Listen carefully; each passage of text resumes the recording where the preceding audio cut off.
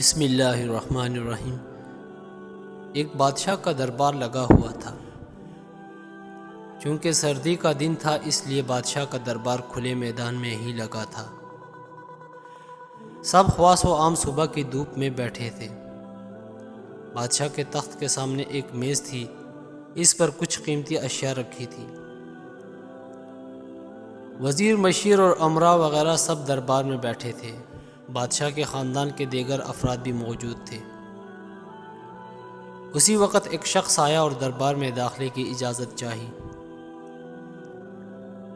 اجازت مل گئی تو اس نے کہا، میرے پاس 2 اشیاء ہیں۔ میں ہر ملک کے بادشاہ کے پاس گیا ہوں اور اپنی اشیاء کو بادشاہ کے سامنے رکھتا ہوں، پر کوئی فرق جان نہیں پاتا۔ تمام ہار جاتے ہیں اور میں ہمیشہ کامران اور کامیاب ہو کر لوٹتا ہوں۔ اب آپ کے ملک میں آیا ہوں۔ بادشاہ نے کہا، کیا اشیاء ہیں؟ تو اس نے دونوں اشیاء بادشاہ کے سامنے میز پر رکھ دی۔ وہ دونوں اشیاء دکھنے میں بالکل ایک جیسی جسامت، یکساں رنگ، یکساں چمک، گویا کہ یہ دونوں اشیاء ایک دوسرے کی نقل محسوس ہوتی تھی۔ بادشاہ نے کہا، یہ دونوں اشیاء تو بالکل ایک جیسی ہیں۔ تو اس شخص نے کہا، جی ہاں، دکھائی تو ایک سی ہی دیتی ہیں، لیکن ہیں مختلف۔ ان میں سے ایک بہت قیمتی ہیرا ہے اور ایک شیشہ ہے۔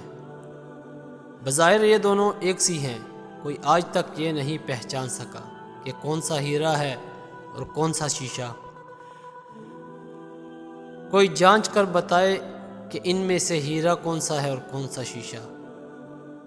اگر کوئی صحیح پہچان گیا اور میں ہار گیا تو یہ قیمتی ہیرا آپ کا ہو جائے گا، لیکن شرط یہ ہے کہ اگر کوئی پہچان نہیں پایا تو اس ہیرے کی جو قیمت ہے اتنی رقم آپ کو مجھے بطور انعام دینی ہوگی۔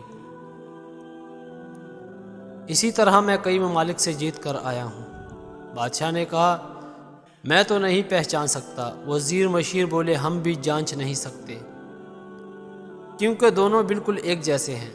سب کو گمان تھا کہ اب تو شکست ہی مقدر ہے، لیکن شکست پر انعام کا مسئلہ بھی نہیں تھا، کیونکہ بادشاہ کے پاس بہت دولت تھی۔ بادشاہ کی عزت کا مسئلہ تھا، کیونکہ تمام عالم میں یہ مشہور تھا کہ بادشاہ اور اس کی رعایا بہت ذہین ہے۔ کوئی بھی شخص یہ نہیں پہچان پایا کہ یہ ہیرا ہے یا شیشہ۔ آخرکار تھوڑی سی ہلچل ہوئی۔ ایک نابینا شخص ہاتھ میں لاٹھی لے کر اٹھا۔ اس نے کہا، مجھے بادشاہ کے پاس لے چلو۔ میں نے تمام باتیں سنی ہیں اور یہ بھی سنا ہے کہ کوئی پہچان نہیں پا رہا۔ ایک موقع مجھے بھی دے۔ ایک آدمی کے سہارے وہ بادشاہ کے پاس پہنچا۔ اس نے بادشاہ سے درخواست کی کہ ایسے تو میں پیدائشی نابینا ہوں، لیکن پھر بھی مجھے ایک موقع دیا جائے جس میں بھی ایک بار اپنی ذہانت کو جان سکوں، اور ہو سکتا ہے کہ کامیاب بھی ہو جاؤں، اور اگر کامیاب نہ ہوا تو ویسے بھی آپ تو ہارے ہوئے ہی ہیں۔ بادشاہ کو محسوس ہوا کہ اسے موقع دینے میں کیا حرج ہے۔ بادشاہ نے کہا، ٹھیک ہے، اس نابینا شخص کو دونوں چیزیں چھونے کے لیے دے دو۔ پوچھا گیا، اس میں کون سا ہیرا ہے اور کون سا شیشہ؟ یہی آپ کو معلوم کرنا ہے۔ اس آدمی نے ایک لمحے میں کہہ دیا کہ یہ ہیرا ہے اور یہ شیشہ۔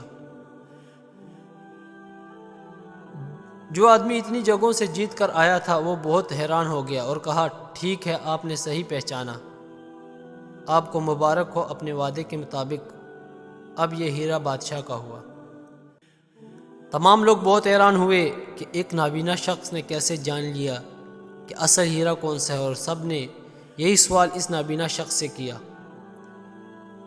اس نابینا شخص نے کہا، سیدھی سی بات ہے، دھوپ میں ہم سب بیٹھے ہیں، میں نے دونوں کو چھو کر محسوس کیا۔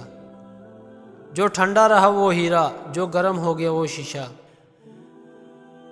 اس کہانی کا خلاصہ یہ نکلتا ہے، اسی طرح زندگی میں بھی جو شخص سخت اور مشکل حالات میں گرم ہو جائے اور حالات کا سامنا نہ کر سکے وہ شیشے کی مانند ہے، اور جو مشکلات میں ٹھنڈے مزاج اور صبر سے کام لے وہ ہیرے کی مانند ہے۔